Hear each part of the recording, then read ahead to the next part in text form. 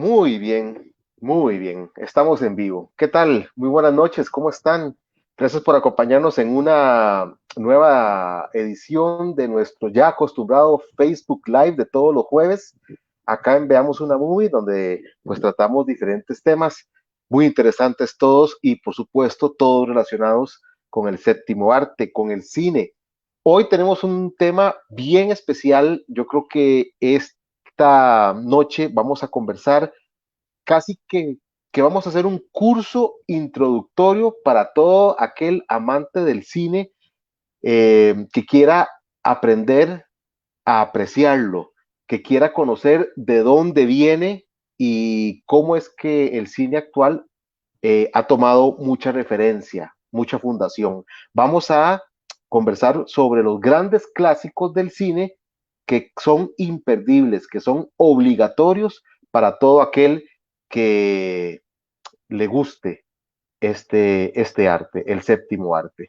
Rápidamente voy a dar la bienvenida a nuestros dos compañeros de esta noche. Primero a nuestro buen amigo Edson Brizuela. Don Edson, buenas noches, ¿cómo le va? Bienvenido. Pura vida, Harold. Hoy vengo a la escuelita de cine. Hoy sí vengo oficialmente, con la humildad del mundo, vengo a la escuela de cine. Los dos, los dos. Tuve hasta pena de querer estar en este live en un momento dado porque no iba a aportar nada, pero dije, no, ma, que hay que ser valiente y aquí estoy para recibir No, la no, no, lección no. como se debe. Yo estoy de acuerdo con esa apreciación. Yo creo que hoy nosotros y todos los que nos acompañan vamos a aprender mucho porque trajimos a un muy buen profesor, la verdad, es un muy buen amigo, director de un proyecto también en redes sociales que se llama Mi Butaca Cine Club y es una de las personas que tengo el gusto de conocer de hace muchos años que creo que conoce más del cine clásico. Yo creo que nuestro amigo Gonzalo Montero es, como les digo, un muy buen profesor y hoy va a estar brindándonos una clase magistral y nosotros vamos a ser sus alumnos hoy. Don Gonzalo, ¿cómo le va? Bienvenido. Qué cosas, ¿no? Yo pensé que yo venía a aprender hoy, pero bueno, No, ojalá que podamos humildemente compartir algo de nuestro escaso conocimiento y que sea novedad para usted. Pero lo veo difícil, Charlo, la verdad. Complicado. Lo una veo novedad. complicado. No, yo encantado, encantado. De todas maneras, Jarolín, vos sabés que el cine viejo es digamos, el clásico o los principios del cine son mi debilidad, ¿no? Así que me gusta el cine en general, me encanta el cine nuevo, pero cuando veo cine viejo, tal vez me toca más la fibra, ¿no? Así que, eh, y No, sí, adelante, adelante. muchas gracias, puedo pasar. Y como me, me- no sé, la gente tiende a conocer un poco más o a querer conocer un poco más de las cosas que le gustan, ¿no? Y yo creo que por ahí va el asunto. Así que más de un detallillo tal vez detrás de escena me conozco al respecto. De hecho, No, cuando me no, sí. dijiste que hiciera una lista de películas, digamos, que yo podría recomendar, lo primero que, bueno, ahí te dije, es decir, mínimo tendría que ser unas 100 películas. Pero y es que es vacilón, porque cada película, al menos de las que te puse en la lista, Ajá. eh, dan un punto específico, y eso lo podemos ir viendo, un punto específico del por qué es importante dentro de la historia del cine, independientemente de que me guste o no. Que ese Ok. factor también trato de apartarlo un poquitillo. No, no, Pero excelente. De hecho, Chalo, yo creo que esa estás respondiendo la primera pregunta que te iba a hacer, porque eso les iba a comentar. O sea, no fue tan fácil, digamos, en este caso para Don Gonzalo, hacer como una lista de 10 no, películas, que es las que queremos repasar hoy para que no se extienda demasiado este live. Pero lo que quería preguntarte era precisamente, ¿por qué esas 10 películas de las cuales vamos a hablar hoy son tan importantes para un amante del cine? ¿Por qué cualquier persona que se jacte de ser amante o aficionado al cine debería de ver cualquiera o todas estas películas? sí, es que cada una aporta cosas diferentes. Más, recordemos, el cine, si bien es cierto, dan como fecha de iniciación del cine en diciembre del 895. ¿Por qué? Porque es esa famosa noche donde los hermanos Lumière ponen en una especie de sala de cine improvisada unas sillas, una pantalla y en el proyector cortos de los que ellos habían hecho al estilo casero, que era la única manera, ¿no? Entonces, dan como punto de partida el cine en esa fecha. Sin embargo, ya sabemos que Edison en Estados Unidos, otros hermanos en Alemania, etcétera, años antes se venía trabajando en el cine. Incluso el cine se veía en tipo tragamonedas y cosas por el estilo, ¿no? Estamos hablando del 93, 94, pero la fecha se da en el 95 precisamente por esa estructura de sala de cine, digamos, ¿ok? Bien, a partir de ahí, para mí, del 95, pongámosle unos 30 años al 25. A 1925. Sí, correcto, eso, gracias. Para mí en esos 30 años se da prácticamente todo desde el punto de vista narrativo y ¿cómo es que diría don William Venegas? El cine es narración y representación. Dentro Un de esa saludo para don William. El cine se crea todo en esos 30 años. Es más, yo me podría asegurar que desde el punto de vista cinematográfico, y ahí cualquiera me puede caer encima, en esos primeros 30 años se dio todo, incluso lo de ahora. De ahí en adelante, que ha cambiado la parte técnica. Que pasa igual como con la música. ¿Perdón? Que pasa parecido con la música, que todas las bases clásicas, que todo un montón de rítmicas y todas se crean desde el principio de los autores importantes y después de ahí todo lo que viene es ramificaciones o detalles, pero que ya fueron creados digamos, en esa época. Me imagino que pasa parecido. Sí, más o menos. Bueno, la música, bueno, es otra de mis pasiones, ahí habría que hablar otro tanto, pero para no desviarnos, digamos que algo parecido. El asunto es que desde el punto de vista del lenguaje cinematográfico, para mí todo se inventó hasta mediados de los 20. Okay. De ahí en adelante, lo que hacemos hoy en el cine, lo que hacen hoy en el cine es exactamente lo mismo y las variaciones que tenemos son prácticamente desde el punto de vista tecnológico. Entonces, estas películas, y sobre todo las primeras, viste que la lista que te mandé son como películas más viejas que, digo yo, del 50 para atrás, más grandes. Que del 50 hoy, digamos, sí. Exactamente. Y es porque cada una aporta algo. Y además, empiezo en materia de una vez, si querés. El viaje a la luna, ¿viste? De una vez. Georges Méliès. Georges Méliès estuvo esa famosa noche de diciembre del 95 en la exhibición de los hermanos Lumière.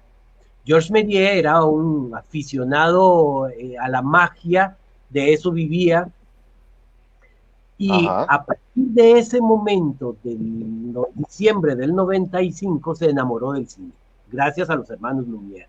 Como le digo, él es uno de los pocos que estuvieron en esa presentación de la llegada del tren, la salida de la fábrica, etcétera, ¿no? Los cortos estos de los Lumière.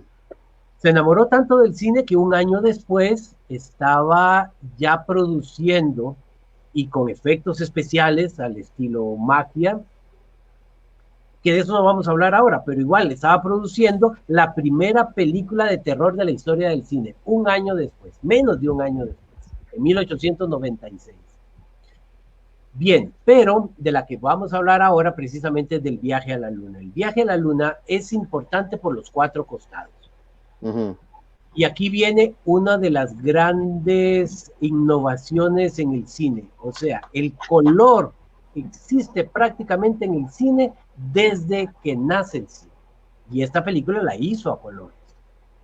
Si bien es cierto, no desde el punto de vista de poder imprimir el color en el celuloide mientras grabamos. pero sí desde el punto de vista de que vimos en el cine las películas a colores. Ellos lo coloreaban cuadro a cuadro a mano. Imagínense. Okay. Son 24, en aquel entonces ya habíamos cambiado a 24 cuadros por segundo. 24 cuadros por segundo. Una película de 12 minutos, o sea, pongámosle así, saquen la calculadora. Cada minuto son más de 1000 cuadros pintados a mano, uno a uno. Y eso multiplicarlo por la cantidad de minutos. Exactamente. Entonces, se dan cuenta cómo el color existe desde el principio del cine. Ahí es prácticamente lo que yo acabo de decir. Lo que pasa es que ya hasta los años 20 existe el Technicolor y todo esto y se puede imprimir mientras se graba. Pero se dan cuenta que el color lo inventamos desde los inicios del cine. Lo mismo con el sonido y etcétera. Ahí hay varios detalles. Si algo le podemos rescatar al viaje a la luna, es eso. Además de que Georges Méliès, bueno, y alrededor del viaje al cine podemos aprender varias cosas. Número uno, para este entonces, bueno, número uno, el color. Número dos, no hay movimiento de cámara, es cámara fija. La única relación que teníamos en cuanto a una narración representada era el teatro. Y las primeras obras de cine son precisamente casi obras de teatro filmadas. Cámara fija, una representación, escenario y listo.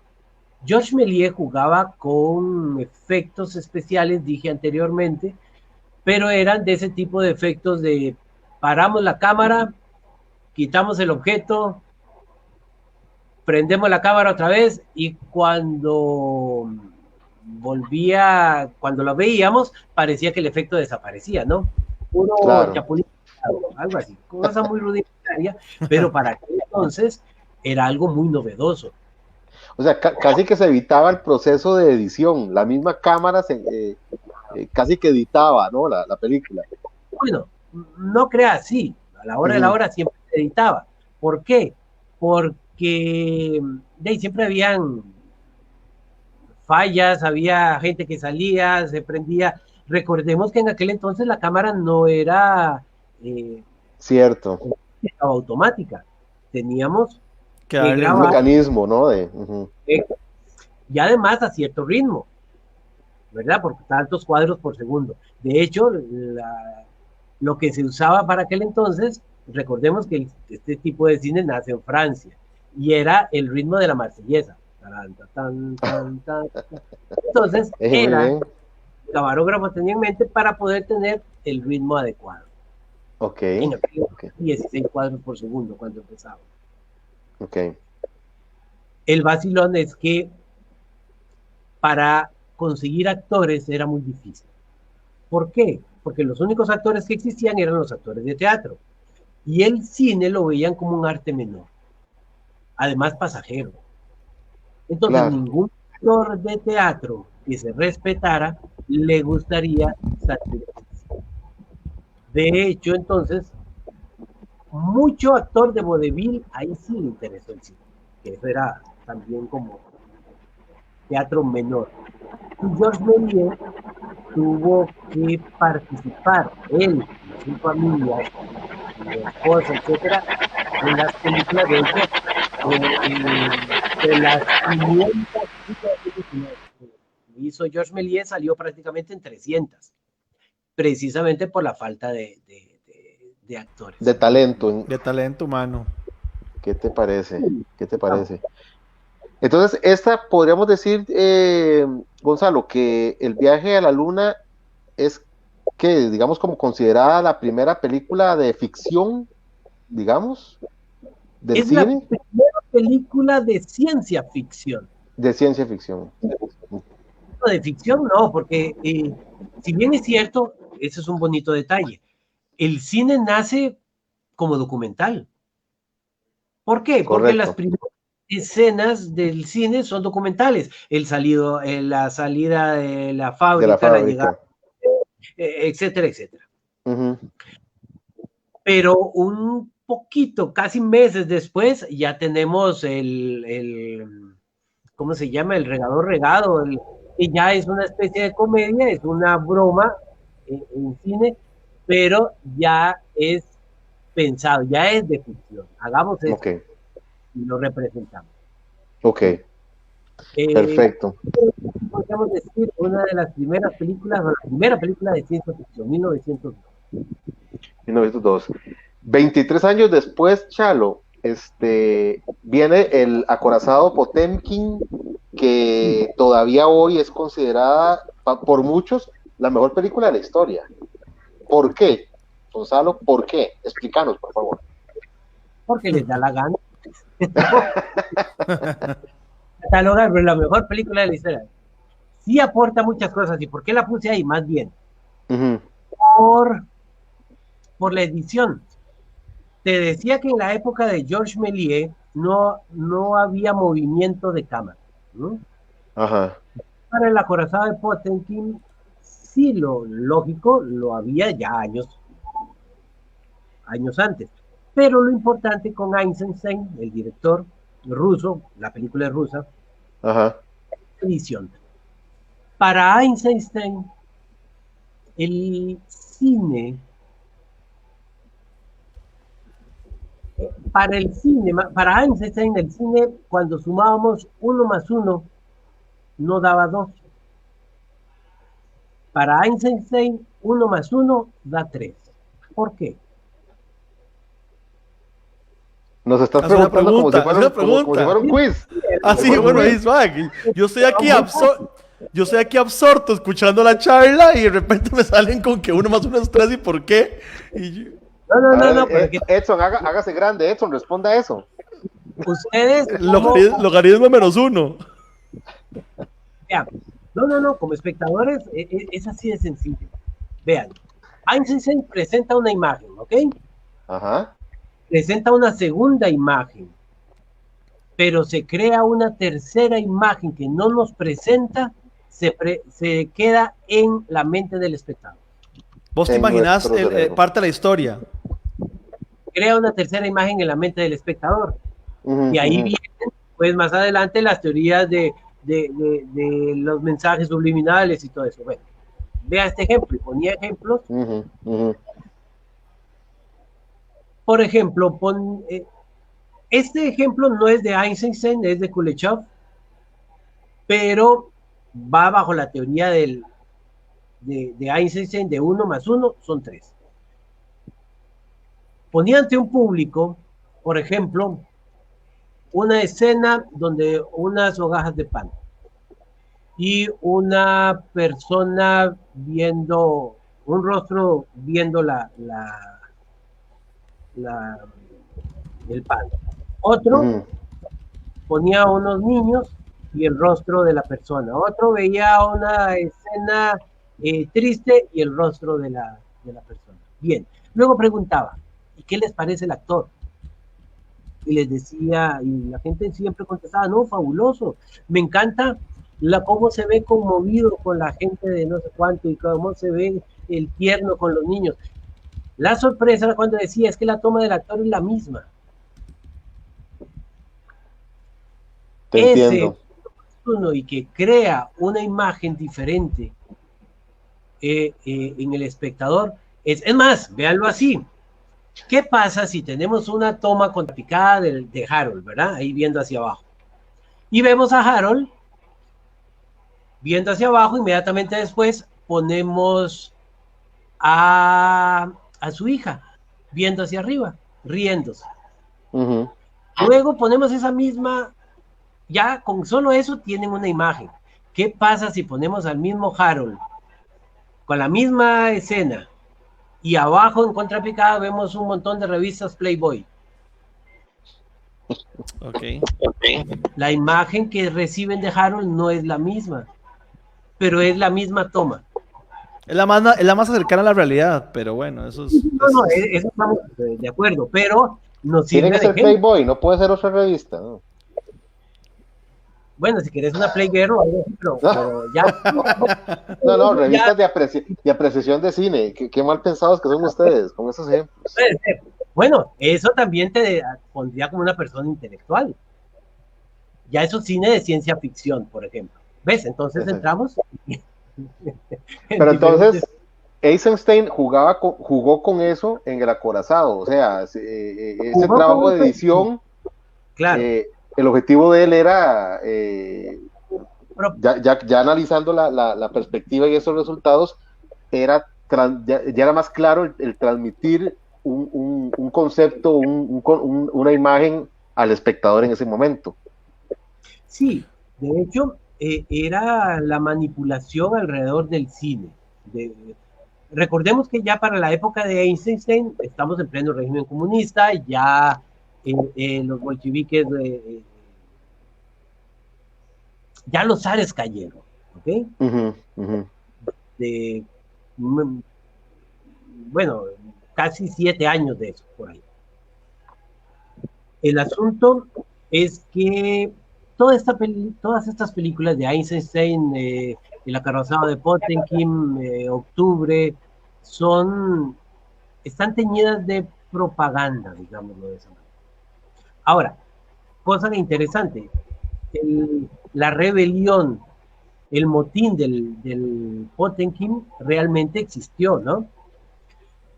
20 años antes, pero estuvo. De manera de que Eisenstein, incluso en estas películas, ocupa gente o extras, son realmente soldados que participaron en la revolución. Ok. Y lo hace de tal manera que es un cine mezcla, digámoslo así, de ficción con documental. ¿Por qué? Porque el mismo Potemkin, el Potemkin que vemos en la película de Eisenstein, si bien es cierto, no es el mismo barco porque ese lo hundieron, pero sí es un barco que participó, que era un barco gemelo al Potemkin que participó en las batallas. Ok. Entonces, podemos decir que no solo utilizó gente que participó, sino que utilizó entornos, el bote, armamento, todo que se utilizó en la revolución. Pero entonces es un drama histórico, es un drama histórico en Sí, la claro. época. Sí, Sin, muy, muy contando, contando la historia como sucedió o variándole la historia como tal vez algunos directores se dan esa atribución de cambiar su versión de la historia. siempre hay un poco de eso, o sea, te fijo. Y Ujú, sobre todo, acabo de decir que lo utilizaron como material de propaganda, ¿no? ujú, Ok. ujú. Hay un poco de eso. Y le vuela mucho leño a los Ares, teniendo a la gente muerta de hambre y cosas de ese tipo, ¿no? No quiere decir que no haya sucedido así, pero puede ser que se pondere un poquillo, ¿no? Desde Claro. el punto de propaganda. Esta película tiene muchas escenas que son referentes de la historia del cine y además que han sido eh, eh, homenajeadas, para decirlo de alguna manera, en otro tipo de películas. Por ejemplo, la famosa escena de la escalera de Odessa. No sé si recuerdan que sale una madre, va con el coche, viene todo el ejército y les empieza a disparar a los eh, civiles, matan a la madre y el coche va bajando. Solo. Ujú. Ujú. Correcto. Esa misma lo vemos en Los Intocables, por ejemplo. Así es. En Bananas de Woody Allen. O sea, hay varias películas que han referenciado esta escena, sobre todo particular de La Corazón de Potemkin. Entonces, Ok. si esto nos aporta y el por qué debemos de ver El acorazado de Potemkin, independientemente de que alguien diga, hombre, es que es una película muy aburrida y muy lenta y etcétera, etcétera, puede ser, sobre todo si lo comparamos con el cine de ahora, ¿no? Que el cine de ahora tiene que ser es más ágil, más rápido para que la gente no se aburra. La gente ya no es tan analítica en cuanto a escenas y si no distraemos mucho al espectador se nos aburre. No era lo mismo para acá. Pero si algo aporta Eisenstein con el acorazado de Potemkin es la edición, el manejo de la edición. Okay. Ese manejo de uno son 3. ¿Qué me quiero decir con estas 2 escenas? Perfecto, perfecto, Chalo. Continuando con la lista, la tercera película. Bueno, pero bueno, está bien. No. Perdón. Es que no te copié, perdón. Que le quitaste la inspiración, iba a seguir hablando y vos le quitaste la inspiración. Perdón. Eso está muy bien. No, lo que yo digo es que comenten, no me hagan un monólogo. No, es que... Es que aquí estamos, yo estoy tomando notas aquí para el quiz. Sí, yo aquí estoy casi que grabando esto aquí, a la par en un tema aquí de audio y video, para ver si me queda toda la explicación. No, qué pena, profesor. No, es que te escuché que estabas terminando de hablar de la edición y que ya le estabas dando el pie para la tercera película, que es Metrópolis. Fíjate que la tercera película es interesante por los 4 costados, y hay una que me toca en lo personal porque conlleva la música de mediados de los 80. Ya les explico, empecé al revés. Metrópolis de Fritz Lang es la primera... perdón. Es alemana. Alemana. Okay. Esto es expresionismo alemán. El movimiento expresionista alemán es uno de los movimientos más importantes. Para la década de los 20, Alemania era prácticamente el centro cultural de Europa y por lo tanto del mundo entero. O sea, ahora podemos decir Nueva York, centro cultural del mundo y mil cosas, ¿no? Pero en esta época era Alemania, era Berlín. Ahí había un movimiento cultural muy fuerte. El movimiento expresionista estuvo en arte, en todo el tipo de arte, es lógico, en danza, teatro, literatura, etcétera, etcétera. Uno de los últimos movimientos artísticos en entrar en expresionismo fue precisamente el cine. Esta es una de las películas casi rayando el borde final del expresionismo alemán. Ok. El expresionismo, bueno, esto vale la pena decirlo, en contraposición al impresionismo, ¿no? O sea, el expresionismo era una libertad de la expresión del artista. De cualquier forma, tenía ahí, por ejemplo, las grandes películas expresionistas que se ven, la gran mayoría eran de un corte casi de terror, precisamente por esa libertad que la gente... vamos a ver, estamos saliendo de la guerra, estamos saliendo de la Primera Guerra Mundial, ¿okay? Donde la situación no era buena, y sobre todo en un país como Alemania. Necesitábamos, por un lado, bajo presupuesto para las películas. Por otro lado, la psique, digamos, no era muy optimista. Entonces el expresionismo llegó a una etapa, llegó como anillo al dedo en esa etapa, digamos, social, en donde llegan películas como medio macabras, medio, vemos estilos góticos dentro de la escenografía. Muchas de esas pintadas a mano, casi como cuadros, vemos escenas, y dentro de esto es que nace Metrópolis. Pero, por supuesto, como les decía, casi al final de este movimiento. Ya Metrópolis está hecha con mayor presupuesto. Hay escenografías increíbles. De hecho, no sé, quienes hayan visto Blade Runner, la de Harrison Ford, la vieja, digámoslo así, la primera.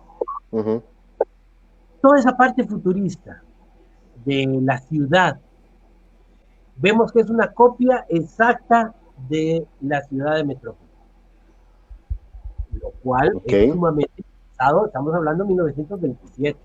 Por otro lado, es la primera película en donde sale un robot. O sea, ni siquiera habían computadoras. Recordemos que las computadoras prácticamente se desarrollan en la década de los 70s, 80. Y en 1927 ya hay un robot en esta película. En la película, correcto. Y es un guión o sea, es un guión original, es mi duda, o está basada en alguna literatura. Prácticamente es un guión original porque está basado en un cuento corto que hizo la esposa de Fritz Lang. Ok. O sea, prácticamente y ella le ayudó a hacer el guión, de manera que podríamos decir que es un guión original a pesar de que es un guión basado en el libro de fulanita, ¿no? Que era la esposa. Y está basado precisamente en todo este movimiento de la revolución industrial, en donde las ciudades crecen, grandes rascacielos y gran explotación a las personas, bajo la idea utópica, en este caso, que era la moraleja de la película, para que la mente y la mano de obra, o la mente y las manos se conecten, tomando como metáfora la mente, el gobierno, los dueños de las fábricas, y las manos como la mano de obra, los trabajadores. Entonces decía, para que se puedan entender el cerebro con las manos, tiene que interceder el corazón.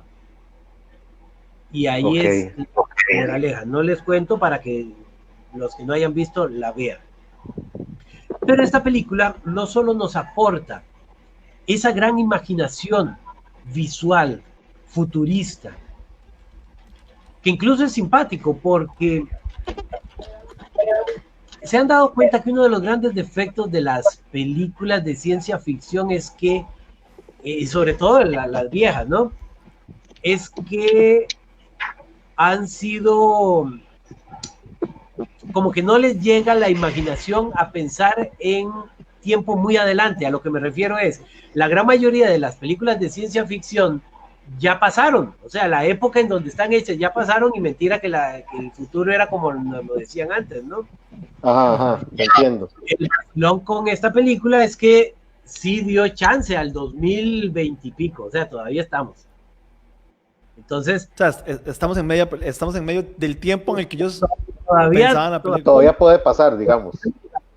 Exactamente. Bien. Ok, muy bien. Esta película, desde el punto de vista técnico, también en la parte de las ciudades, vemos esas ciudades inmensas, las cuales eran maquetas, y vemos los carros moverse, vemos los aviones pasar y cosas por el estilo, que eso es simpático, porque se imaginaron escenografías inmensas, ciudades muy modernas, plataformas donde pasaban carros y todo, y los avioncillos eran de doble ala, o sea, no se imaginaron más allá. El avión no era moderno, a lo que me refiero. Pero para que se movieran más de 300 vehículos que habían ahí, se utilizaron el sistema de cuadro a cuadro. ¿Qué es esto? Toma un fotograma, mueve un carrito. Toma otro fotograma. Wow, sí, claro. Fueron 8 días de trabajo continuo para 10 segundos de película. Se dan cuenta que con solo esto la película fue sumamente cara. Sí, sí. Y tuvo, es más, esa película tenemos la gran suerte de poderla ver ahora, porque el día del estreno, 1927, fue en enero del 27, se presentó entera, alrededor de 135 minutos. Era una película larga para la época. Larga. Sí. Pero es prácticamente la única vez en donde se da por completo. Después de eso, la Paramount la compra para Estados Unidos, distribución, pero dice que es demasiado larga para el mercado gringo. De manera de que le corta alrededor de media hora. Ok. Luego, corto el cuento. Luego viene la Segunda Guerra Mundial, Alemania se derrota, las negativos. Bueno, ese es un gran defecto también. La gran mayoría, cuando hay ediciones de ese tipo, se hacían las ediciones sobre el negativo, no sobre una copia. De manera de que cuando se desechaban películas, se desechaba película o se hacían edición y se desechaba pedazos de la película, quiero decir, no se recuperaban. Entonces, se perdía el máster, el material original. Máster, gracias, Harold, eso es. Qué bueno aporte. Qué salvado que viniste, Harold. Sí, Un punto extra por ese aporte, por favor. Punto. Entonces, Ya. se perdió, las copias que andaban en Europa, se perdieron. Muchas en la etapa es que esa es otra. Cuando entra Hitler al poder, es el nacionalsocialismo. Recordemos que tiene una idea, prácticamente hoy diríamos que es una idea izquierdista. ¿Por qué? Porque va criticando a la clase de arriba y protegiendo a la clase obrera. Entonces, nada de eso le gustó mucho a la sociedad alemana. De hecho, la película no fue gran cosa en Alemania. Por eso se destruyeron copias, se destruyeron negativos, se ocultó la película, viene la guerra, etcétera, etcétera. La cuestión es que después de la guerra no existía una copia. La copia que pudo haber estado, de hecho, que estuvo y durante muchos años fue la que se utilizó, fue la que había quedado en Estados Unidos con la Paramount, pero le faltaba media hora. Fue hasta hace poco, 2007, por ahí, que se encontró una copia en Argentina que estaba completa. Wow. Lo que es que los argentinos, por esas cosas de la vida, nadie sabe por qué, habían pasado la película de 35 milímetros a 16 milímetros. Y la única copia viva era en 16 milímetros. De manera de que ahora sí existe una copia completa, pero hay partecitas en donde están en 16 milímetros, o sea, la pantalla está un poco más pequeña que... Más pequeño, ok. Correcto. Pero en estos momentos sí contamos con una original. Sí. Para 1985 no existía una copia original, pero, a ver, Jarolín, ¿te suena el nombre de Giorgio Moroder? Giorgio Moroder, sí, claro. Eso Es un compositor, ¿no? Correcto. Compositor italiano y productor. Y productor. Él hizo la música de Flashdance, la película. Por ejemplo, eso. Man, Además de Otro punto. volando, man. Otro Sí. punto. El productor de Donna Summer, por ejemplo, fue el que lanzó claro. Summer. Le compuso algunas canciones a Donna Summer también. No, es un compositor muy importante y productor. Y en mediados de los 80s podemos decir que Giorgio Moroder estaba volando. Bien, a Giorgio Moroder le encantaba Metrópolis y pagó, compró derechos y remasterizó la cinta, la pagó. Pagó una remasterización completa, ¿cómo se llama? Reconstrucción, ¿no es? A ver, Jarolín. No, yo siempre he escuchado la palabra remasterización. Sí, yo creo que esa es la palabra correcta. Reconstrucción bueno, la cuestión es, le da no es esta la palabra, pero no importa. Reconstruyó el negativo y musicalizó la película. Le compuso una banda sonora. Esto es interesante. Y aquí vamos a hablar un poquito del sonido. Ahorita, nosotros, bueno, al español le llamamos cine mudo. En inglés, ¿cómo se llama? El cine mudo en español, en inglés es No es con silence. Cine silencioso, sí, correcto. Sí, exactamente. El término es mejor. porque mudo, y la gente muda, pero puede haber sonido. Claro. O sea, el término, exactamente, la traducción sería cine silencioso, silente, cine silente, ok. Ajá. Pero aún así la terminología no era muy exacta tampoco, porque realmente el cine prácticamente desde su inicio no fue silente. ¿Por qué? Porque se musicalizaba en los diferentes teatros. Otra cosa, ¿por qué digo teatros? Porque antes no habían cines. Los primeros lugares en donde se exhibió el cine eran los teatros que estaban adecuados para eso, los teatros para obras de teatro. Entonces, en esos teatros donde se exhibía el cine, en los teatros pequeños, la musicalizaban con discos. ¿Cuáles discos? Los les antojaba al que estaba poniéndola. que estaba poniendo. Normalmente era o música clásica o música jazz, que estaba de moda en aquel entonces, que nada tienen que ver con la película en sí. Pero, Char, perdona la pregunta aquí. ¿Cuándo es que entra? Porque me estás hablando de con disco, pero ¿cuándo es que entra, digamos, el pianista en vivo, por ejemplo, No, para es una época musicalizar? paralela. Ahí es donde te iba a decir. Eso sucedía en los teatros pequeños. En los teatros más grandecitos existía o un organista o un pianista. Y en los teatros más grandes, la orquesta. La orquesta. Correcto. Eso en forma paralela. Todo eso durante la parte de los década de los 10, década de los 20. Muy bien, perfecto, perfecto. Pero todo eso es para decirles que había películas ya para esta época de los 20 en donde sí le componían música especial para la película. Entonces llegaba al teatro con la partitura, llegaban las cintas y la partitura. Okay.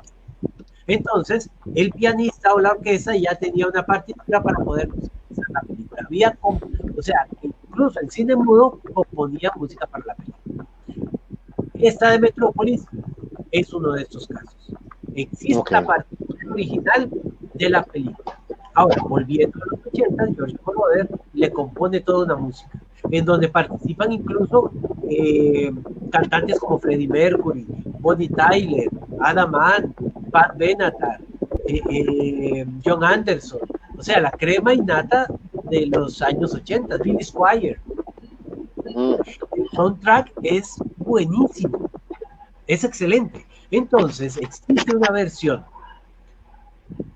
de Metrópolis que además utilizó tintes. Aquí hay otra parte.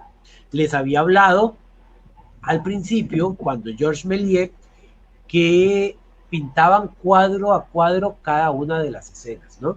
Bien. Esa técnica realmente no duró mucho tiempo. Ya para 1905, 1904, querían evitar la fatiga y lo que se hacía era que se teñía la película completa o la escena completa. De manera de que, no sé, por ejemplo, salíamos a la noche, la escena estaba en la noche y la tenían de color azul completo. O dentro de la casa con chimenea y lo tenían de color sepia. Afuera en la nieve lo dejaban en blanco y negro. ¿Te das cuenta? Entonces jugaban con el color de tal manera que nos daba sensación. Películas a colores de este tipo que se estrenaron así, por ejemplo, Nosferatu 1922, también alemana dentro del expresionismo alemán. Entonces, da una sensación bonita, o sea, dense cuenta que ya con esto les estoy diciendo que desde el inicio del cine no solo hay cine a colores, sino cine sonoro. Okay. Y para terminar esa parte del cine sonoro, llegó ya esto para los años 20, incluso a grabarse la voz de los actores. O sea, ya había un lip sync, ya el actor hablaba y se escuchaba la voz. Lo que pasa es que se grababa en discos.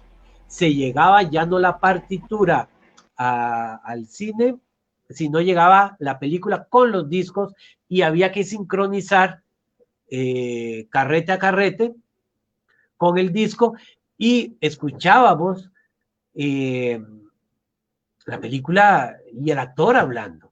Ya esto muy llegado 26, 27 por ahí. Bien.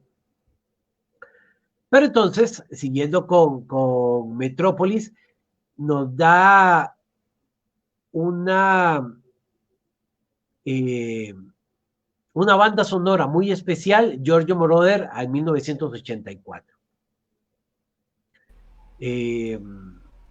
Bueno, es que de esta película podríamos hablar mucho, pero si quiere pasamos a la que sigue, porque voy durando mucho, ¿verdad? No, ¿qué hora es? No, es que, es que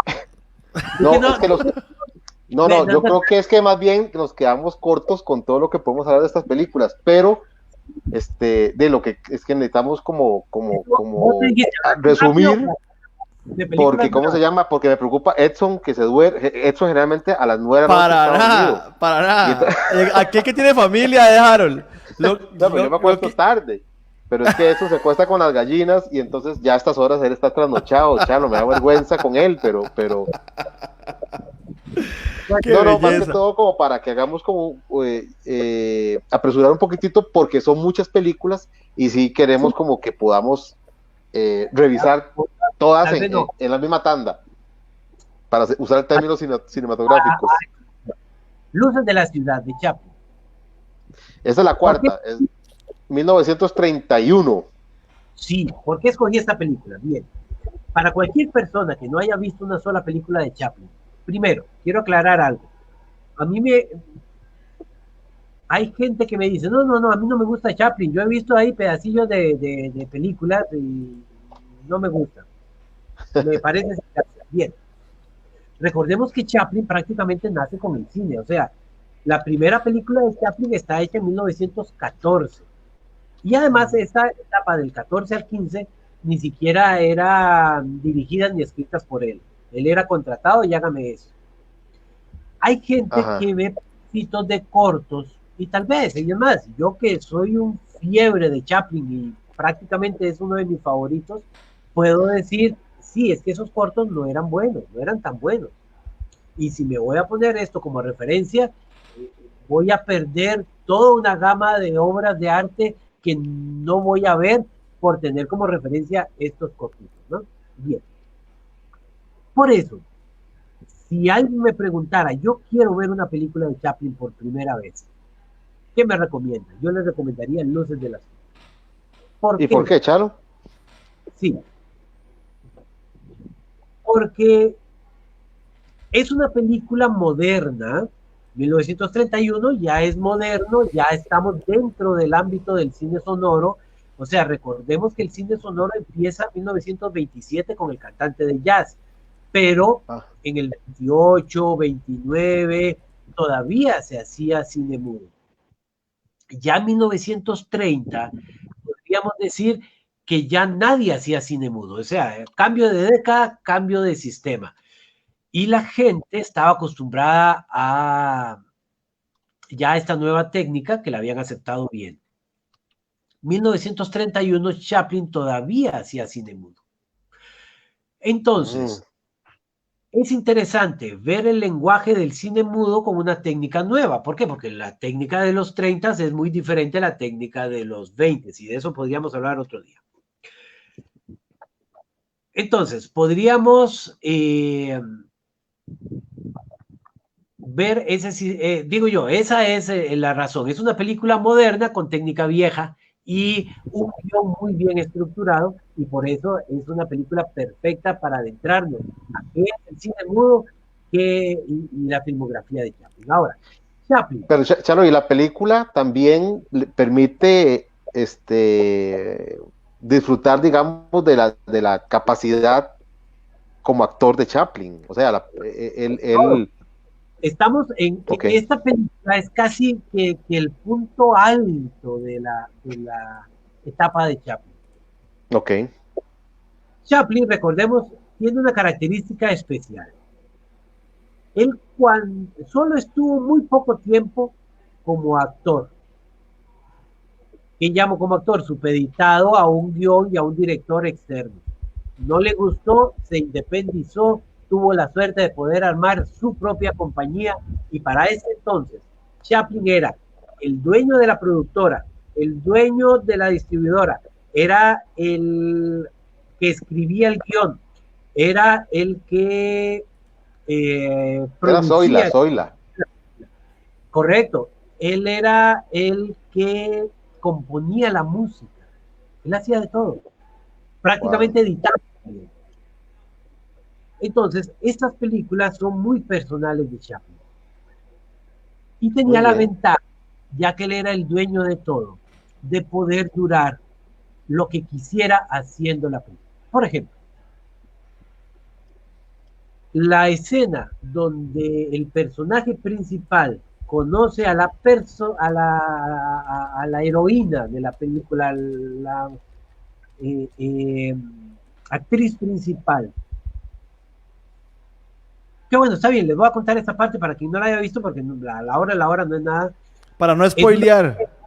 No. Exacto. Es el vagabundo que conoce a la ciega y tiene que hacerle entender que él es un millonario. ¿Ok? Suena fácil decirlo, pero ahora sí, demuéstremelo en una escena de 1 minuto. ¿Cómo lo hacemos? Bien, Chaplin grabó más de 300 pruebas para lograr la escena que quería. Ustedes se dan cuenta lo caro que es eso. Ahora es muy fácil, porque yo nada más borro y listo, porque es digital. Eso es en horas de escena, horas de luz, horas de equipo técnico, horas de actor y horas de cine. Correcto, es sumamente caro. Pero más de 300 tomas para tener 1 minuto tal cual quería él. Chaplin tenía esa ventaja. Y además, en esta etapa podríamos decir que Chaplin escribía con la cámara. ¿Qué quiero decir? Él realmente no tenía un guión fijo. Él tenía una idea a desarrollar. Y él la iba desarrollando conforme iba grabando. Como te digo, ¿qué tal? Iba sobre el camino, iba cambiando detalles. Por supuesto. Y a veces detalles sustanciales. Lo que sí tenía Chaplin era una idea fija que no podía cambiar. Por ejemplo, en el caso de Luces de la Ciudad, es el final. Chaplin tenía muy claro, y era la parte culminante, y si hay algo importante en esta película es el final. Esos 3 minutos finales. ¿Y qué hace Chaplin? Construye toda una historia para poder llegar ahí. Eso es. Todo es un pretexto, todo es un guión para llegar a esa escena. De hecho, Chaplin fue muy criticado, no solo por su propio hermano, que era prácticamente el consejero, sino por todo el mundo dentro del ámbito cinematográfico, por estar en 1931 haciendo una película muda. O sea, es absurdo, desde cualquier perspectiva.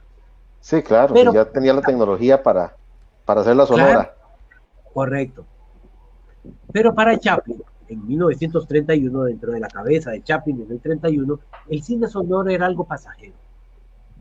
No iba a funcionar. ¿Por qué? Porque iba en contra del concepto de cine que él tenía, que era la pantomima. Dense cuenta que Chaplin es experto en darnos a entender algo a puro gesto. Es, bueno, el mismo cuento una imagen dice más que 1000 palabras, y era cierto, y Chaplin era experto en eso. Además, Chaplin, antes de los 30 años, era el actor más conocido alrededor del mundo. En Japón, en China, en India, en Estados Unidos, en Costa Rica, en todo lado conocían a Chaplin, sin la necesidad de tener el mismo idioma. ¿Por qué? Porque era más universal. Claro. Era un lenguaje universal. Para Chaplin eso, lo que acabas de decir, para Chaplin el cine era un lenguaje universal a través de la imagen. No necesariamente a través de un diálogo, y menos un diálogo hablado, que era absurdo para Chaplin. Quienes no han visto la película y logran verla y la ven completa y llegan a esos 3 minutos finales, que no voy a decir nada de eso, se darán cuenta que Chaplin tenía razón. Es completamente imposible ver eso e imaginárselo hablándolo con diálogos. Es absurdo. Y es una escena que el 99.9% de la gente termina conmovido y llorando con esa escena. No hay tristeza, ¿eh? Pero es perfecta. Para mí, en lo personal, es uno de los mejores finales de toda la historia del cine. Con todo Ok. lo que he visto. Bueno, la American Film Institute la puso de número 11 de la historia. Sí, Y, digamos, ella está dentro de todas las películas que existen. imagínate, Hay correcto. que verla. Vamos a tener que verla. Es que Hay que hacer no, un foro, no hay un foro de escapatoria. discusión. Hay que verla, definitivamente. O sea, Tomen tiempo y la ven, pero desde el principio y se darán cuenta y comentamos después. Pero ok. es una de mis películas favoritas. Ok, eso, Ciudadano Kane. ¿Por qué es tan famosa el Ciudadano Kane, Chalo, de Orson Welles, 1941? ¿Por qué, igual como hablábamos ahora, por qué tanta gente dice que el Ciudadano Kane es la mejor película de la historia? Bueno, y de hecho, no recuerdo ahorita, no sé si fue una asociación o si fue una entidad encargada, ¿verdad?, o relacionada con el mundo del cine, que la declaró oficialmente como la mejor película de la historia. Sí, bueno, aquí entre nos. No es tan buena. No.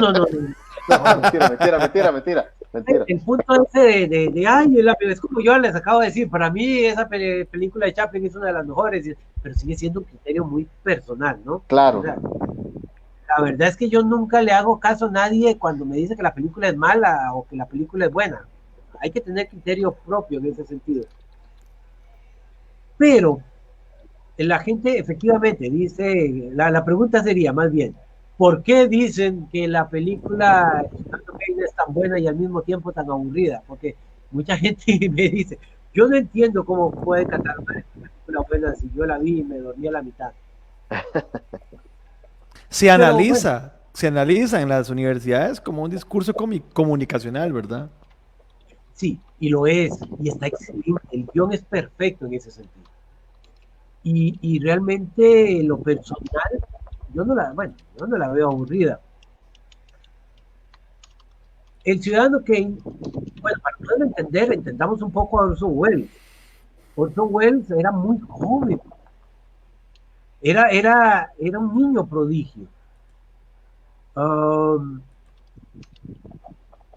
Mira, mientras está, búsquense ahí, uno de los 12 años nació Orson Welles, no me acuerdo cuántos años tenía para cuando esta película, pero era muy joven.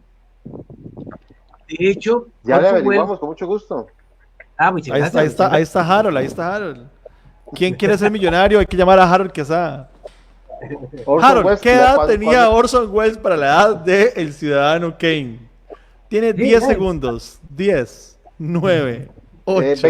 25 años, respuesta definitiva. Definitivo. Muy joven. Ma, sí, era un carajillo, man. O sea, ¿qué hacíamos nosotros a los 25 años? Por Dios, cualquier cosa menos el Ciudadano Kane. Exactamente. Bueno, pero Orson Welles hizo el Ciudadano Kane porque ya era famoso. Orson Welles a esa edad ya primero tenía una compañía de teatro establecida. Que de hecho, muchos de los actores del Ciudadano Kane eran actores de su compañía de teatro Mercury. Y prácticamente esa es la primera película en donde salen los actores y ya hicieron carrera por aparte. Por ejemplo, Agnes Moorehead, que la gente la conoció como la mamá de Samantha en Hechizada. Ajá. Bien, la mamá es Agnes Moorehead, que sale en esta película, es de la primera película que hace, después hizo un montón, y era del teatro Mercury. Joseph Cotten, por ejemplo, también es la primera película que hace, y era del teatro Mercury. Bien, pero Orson Welles prácticamente no era famoso por teatro Mercury, sino por sus programas de radio de la adaptación de La Guerra de los Mundos. Eso fue en los años. Correcto. Ahí se hizo famoso. Eso es otro cuento. La cuestión es que para este entonces tuvo un gran presupuesto. Es más, es la única vez que Orson Welles tuvo presupuesto para hacer sus películas. Es simpático. Nosotros podemos hablar de grandes figuras como Orson Welles, Jean Cocteau, Luis Buñuel, de los grandes.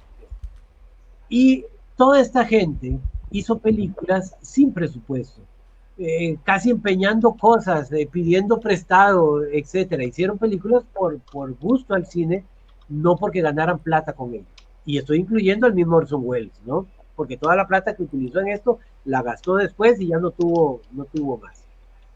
Bueno, además, el Ciudadano Kane a Orson Welles no le representó nada grande en cuanto a dólares se refiere, porque la película tuvo mucho problema. Ahora hablamos de eso. ¿Por qué el Ciudadano Kane es referente y por qué es importante estudiarla? Por la fotografía. El guión y fotografía. Dense cuenta que estamos hablando de 1941. Si analizamos tomas, Orson Welles casi que abusa, pero tiene tomas con unos lentes especiales que daba 3 focos al mismo tiempo. Ustedes han visto escenas donde tenemos a uno de los actores al fondo, otro actor en primer plano. Cuando este está hablando, el foco está aquí, cuando el otro habla, cambia el foco allá. ¿Se acuerdan de escenas así? Estas escenas son repetidas en todas las películas.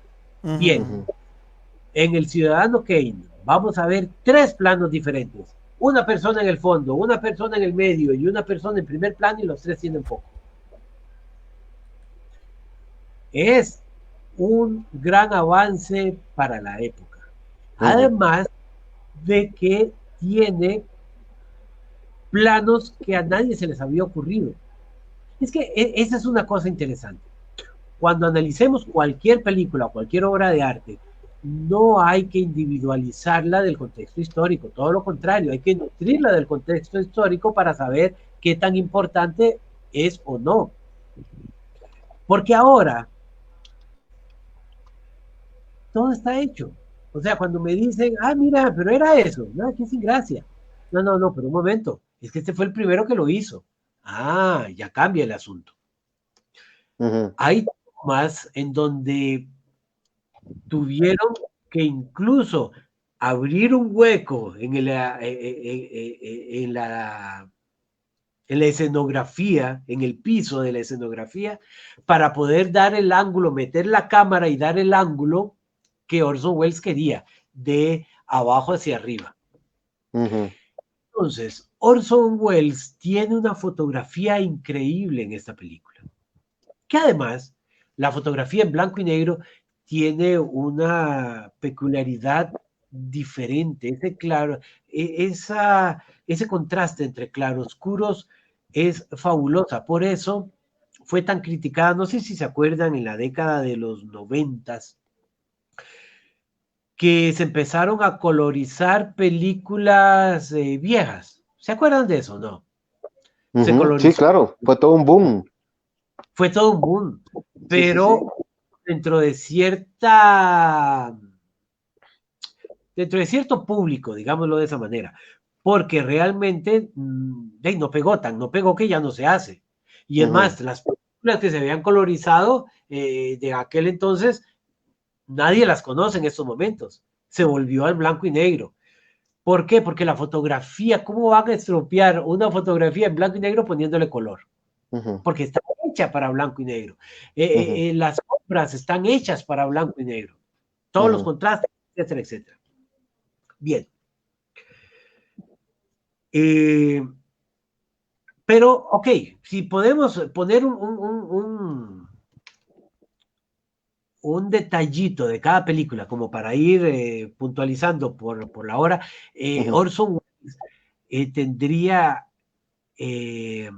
su punto en la fotografía y el manejo de guión. El guión es perfecto. Y sí, la fotografía. Es un poco lenta, dice la gente. Y sí, el ritmo es lento, pero no hay que confundir.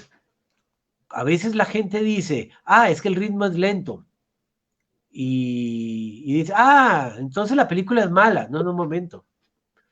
Ahora podemos hacer una comparación con la música que hablábamos ahora. O sea, hay música rápida y hay baladas y hay música lenta. Y la música lenta no quiere decir que sea aburrida. Que sea mala. Sí, claro. Ni que sea mala. Correcto, es el ritmo, nada más. Correcto. Y es el ritmo que quiero dar. Y con las películas es lo mismo. Hay momentos, y me voy a adelantar un poquito, pero por ejemplo, para hablar de ritmo, los occidentales, en comparación a los orientales, estamos acostumbrados a un ritmo más rápido. En todo. En todas las artes, incluso en la música y cine, digámoslo. Veamos estos dos. Ravi Shankar, ¿se acuerdan de Ravi Shankar? Ravi Shankar, el hindú del sitar, el que influenció a George Harrison de los Beatles y mil cosas, ¿no? Que el problema con los oídos occidentales es que son muy impacientes. Y su música, que duraba media hora una pieza, tenía que ponerla, decía él, en 5 minutos para que me puedan escuchar y entender en Occidente. Y tenía razón. Vos ves, por ejemplo, una película, y esto es característico, una película occidental, alguien pasando un puente, de nada. Viene la toma, la persona va entrando al puente y luego lo vemos saliendo del puente. Cuando mucho, pueden ser unos pasos a la mitad del puente. Y eso es edición y así lo vemos. En una película de Akira Kurosawa, por ejemplo, entra al puente y lo vemos recorrer el puente hasta llegar al final del puente. Correcto, correcto. Pero es cuestión de ritmo y dependiendo de la intención que nos quiera dar el director. Volvemos a lo mismo. ¿Cuál es la intención que nos quiere dar el director? La imagen que nos da el 1 más 1 es 3. Y esa imagen que nos quiere poner el director en nuestra mente lo da el ritmo de la película. Lo que pasa es que a veces, por impacientes, no entendemos ni tenemos la mente abierta para entender lo que el director me quiere decir. Tratamos de acelerarla para desarrollarla y concluirla a nuestro ritmo, no al ritmo que el director lo quiere hacer. Eso que acabas de decir es excelente, sí, así es. Y la verdad es que para disfrutar una película, y esta es una linda moraleja, Jarolín, que me acabas de sacar. Otro punto más, por favor. ¿Cómo no? Harold es el zapazo de la clase. ¿Qué tenemos que hacer para disfrutar de una película? Entregarnos por completo en las manos del director. Llevar a lo que quiera. Y así vamos a disfrutar de una película. No hacer lo que acabas de decir, tratar de llevar la película a nuestro ritmo, o a nuestro entorno, o a nuestra realidad. No, tenemos que dejarnos llevar por el director. Y yo te aseguro que con eso disfrutamos más cualquier película. Charlo, perdón, Edson, espero que hayas aprendido un poco de estos últimos minutos que hemos estado conversando.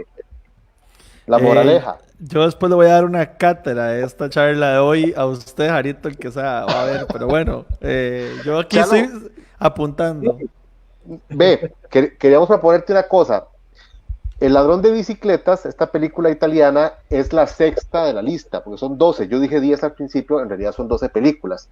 Creo que cada película deja una información muy valiosa, y para no apresurarla, porque ya llevamos 1 hora y 10 minutos de live, ¿qué te parece si hacemos lo siguiente? Hablemos de Ladrón de Bicicletas, que sería la sexta película, y reprogramamos una segunda parte de esta conversación para que repasemos las últimas 6 de las 12 de la lista. ¿Qué te parece?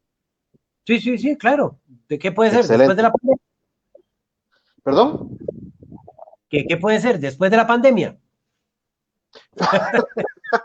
No. Bueno, no. Si tomamos la referencia de la pandemia, creo que vamos a tener tiempo de sobra. Pero también lo podemos programar para la próxima semana. ¿Qué te parece? Para no darle largas al asunto. No, con mucho gusto, con mucho gusto. Porque sí, o sea, sí, sí me parece súper valioso seguir hablando de estas películas, pero Y con es este que nivel de detalle. exactamente, pero es que si no, ya se nos va a extender como mucho. No, Imagínate, perfecto. llegamos por la mitad y llevamos hora 10 y yo sé que Edson ya está cabeceando. Ma, ¿por qué todas son las culpas mías, ma? Porque usted no pone atención, en cambio los aportes buenos con puntos extras los doy yo. No, ma, yo soy el que estoy apuntando aquí. Usted está No, improvisando son sobre la bromas, son marcha. bromas. Oye, ¿Le parece, profe? está bien, pero no entendí. ¿Hablo de ladrón de bicicletas un poco o eso queda para la semana entrante? No.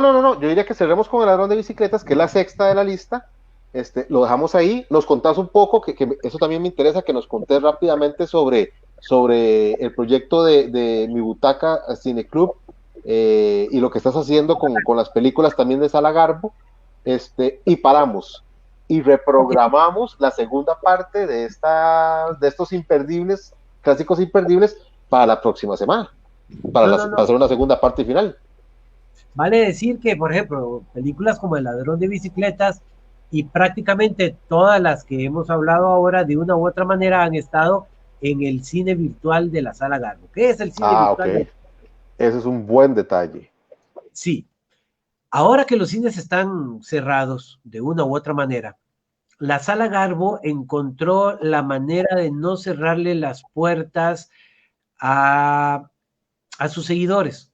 Y Ujú. sobre todo, en la época en donde más ocuparíamos algún tipo de diversión, para llamarlo de alguna manera, con buen cine. Prácticamente desde abril abrimos la opción del cine virtual, en donde llevamos las películas de la sala de cine a sus hogares. De Ujú. manera desde un teléfono celular, una tablet, la computadora o el televisor conectado al internet, podemos disfrutar del mejor cine clásico. Eso hasta hoy, hasta esta semana, porque ya a partir de la semana entrante no solo vamos a poder disfrutar del cine clásico, Eso está sino buenísimo. también del cine latinoamericano. Hicimos convenios con varias distribuidoras fuera de Costa Rica, con las cuales vamos a poder estrenar incluso películas latinoamericanas acá en Costa Rica. O sea, dense cuenta, y aquí viene el comercial, la Sala Garbo es el único cine en Costa Rica que en el medio de la pandemia está estrenando cine. Muy Y bien, vamos claro. a estrenar próximo lunes una película argentina que se llama El Cruce de la Pampa. Eh, bueno, pues tal vez la semana entrante les puedo hablar un poquitillo de ella. Es el próximo lunes. ¿En dónde podemos accesar Eso te iba a al cine? preguntar, ¿cuál es la dirección exacta, Gonzalo, para que la gente pueda accesar? Fácil. www.mibutacacineclub.com. A ver, repítanlo. www. No, esto está fácil. www.mibutacacineclub.com. Ahí está, mira, está en pantalla. Mire qué tecnología tenemos acá. ¿Se dan cuenta? Perfecto. Ah, qué maravilla. Bien, precisamente esta película, El ladrón de bicicletas, salió hace poco de cartelera, estuvo bastante tiempo, pero si ustedes la piden, la podemos volver a poner. Neorrealismo italiano. ¿Qué es el Ujú. neorrealismo italiano? Uh, bien, voy a usar una cita de Hitchcock para ejemplificar un poco. Y vamos a volver al tema que hablábamos antes. Para Hitchcock, el cine es la vida cotidiana quitándole lo aburrido. Así decía Hitchcock que era el cine para él. La vida cotidiana quitándole lo aburrido. Ok. Bien, para el neorrealismo italiano, el cine era la parte aburrida. Era, sí, no estoy haciendo muy buena propaganda, ¿verdad? No, pero sí es excelente. El neorrealismo italiano es una fotografía de la realidad tal cual es. Este movimiento se da en la posguerra, estamos hablando 1945 en adelante. Ajá. Italia completamente destruida. Los estudios cinematográficos están destruidos.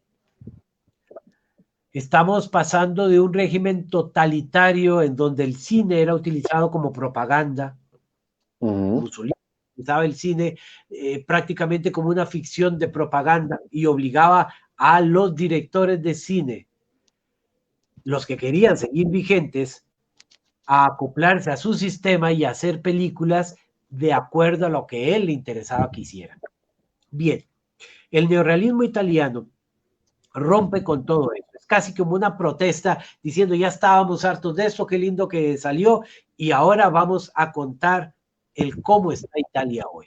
Por eso incluso vemos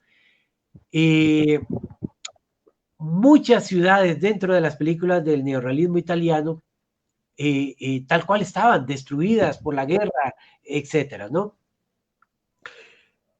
Bueno, ese es un punto. Te acabo de decir que los estudios estaban destruidos. No había la posibilidad técnica de iluminación correcta. Entonces, ¿qué hacía el cineasta que quería hacer? Se tiraba a la calle. ¿Cuál va a ser mi escenografía? El mundo real. ¿Cuál va a ser mi iluminación? La luz real. Del día. Correcto. Y una peculiaridad que tenía era que no utilizaba, no como regla general al 100%, pero la mayoría no utilizaba actores, sino gente de la calle también, gente normal. Ok. Y decía que el neorrealismo es la vida cotidiana, la parte aburrida de la vida cotidiana. Y es que, por ejemplo, vamos a hacer un paralelismo y sobre todo en una escena que sale en el ladrón de bicicleta de Vittorio De Sica. Hay una escena en donde vemos al padre que acaba de regañar al hijo y el hijo viene detrás del padre, cruzan la calle, viene el hijo que se queda atrás, casi lo atropella un carro, pasa bien, alcanza al padre y siguen. Ok, esa es la escena. Ajá. Es una escena cotidiana sin ninguna importancia ni ninguna trascendencia. ¿Qué hubiera hecho el cine de Hollywood de 1948? El padre ve al hijo, se devuelve, lo abraza y además agarra una moraleja y le dice una moraleja, hijo mío, no. Ese sería el cine gringo, ¿te das cuenta? Aquí es un acontecimiento común y corriente que no aporta nada al guión de la película.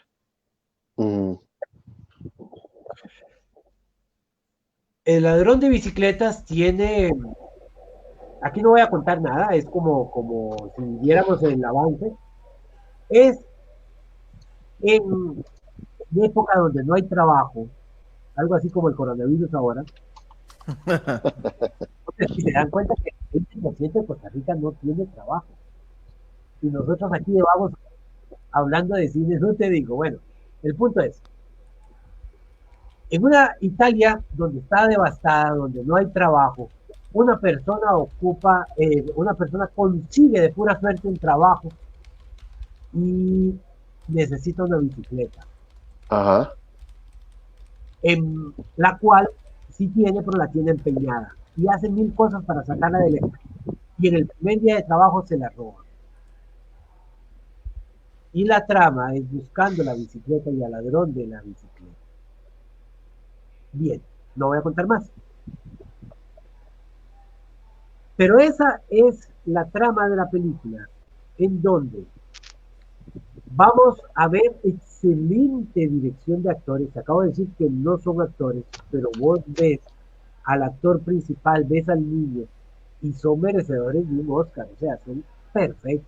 Que de Pero paso eso, le dieron un Oscar honorífico a la película como 2 años después de que la lanzaron, de lo buena y lo impactante que era. ahí está, le da a otro punto, ¿te das cuenta? Harold te ganó. Ya En con ese esto, sí, se lo cedo, no importa. eh, sí, es excelente, una fotografía increíble, el montaje, el guión es perfecto, pero no necesariamente tiene un final feliz. ¿Por qué? Porque es real, es una fotografía de lo que estaba Ocurriendo en el sucediendo. momento. Ujú. Sí, cruda, cruda. De hecho, todo el neorrealismo italiano, o el neorrealismo italiano porque nace en Italia, pero eso no quiere decir que no hayan habido películas neorrealistas en algún otro lado, ¿no? Sí son crudas, claro, claro, claro. Hay que sentarse con una caja de Kleenex para disfrutar bien una película neorrealista, Ok. eh, o tener buen ánimo. O Sí, sea, sí, digamos que en esta ajá, época de pandemia. no puede ser en la noche, jamás. En medio de pandemia, jamás. No, exactamente, hay que esperarse a que pase la pandemia para poder disfrutar bien del cine neo, correcto. Ok. El ladrón de Pero, bicicletas. bien, ¿por qué deberíamos de ver eso? Ajá. Para, bueno, por un lado, conocer esa parte histórica, cómo el cine de ficción puede representar la realidad. Es interesante. Por otro lado, ¿cómo puedo hacer una película sin actores? O sea, pura dirección de actores. ¿Ustedes no les ha pasado que ustedes ven, Ujú, ujú, hombre, bueno, no sé por qué sale tan mal en esta película? Y es por eso. ujú. La verdad, o sea, está bien, hay Entonces, actores excelentes, pero el actor siempre es un pedazo de barro moldeado por el director. Vuelvo un poquitillo total. atrás. Chaplin era excelente dirigiendo actores. ¿Cuál era la metodología de dirección de Chaplin? Muy sencillo. Chaplin era completamente autoritario en el set. O sea, te acabo de decir que Chaplin era el que hacía todo. Y Chaplin, incluso para dirigir actores, actuaba el papel del actor, incluso el de las mujeres. Y actuaba el papel y lo único que le decía al actor es, repita lo que yo acabo de hacer. ¿Qué tal? Y no podían salirse de eso. Ajá. Entonces, te das cuenta, Chaplin, claro, lo lleva a un extremo, pero ahí es donde yo digo, si aprendemos algo del ladrón de bicicletas de Vittorio De Sica, es el valorar la dirección de actores. ¿Ves? Ahí Ahí, estaba ahí están viendo desempeñado. imágenes precisamente de la película. Sí. Muy bien. Chalín, bueno, este, vamos a hacer la segunda parte de este especial, de este live. Dentro de las 6 películas que aún hacen falta por comentar, les voy a adelantar solo 3 para que ustedes se preparen para lo que viene. El Padrino, El Séptimo Sello y The Matrix. Esas son 3 de las Qué buena películas combinación.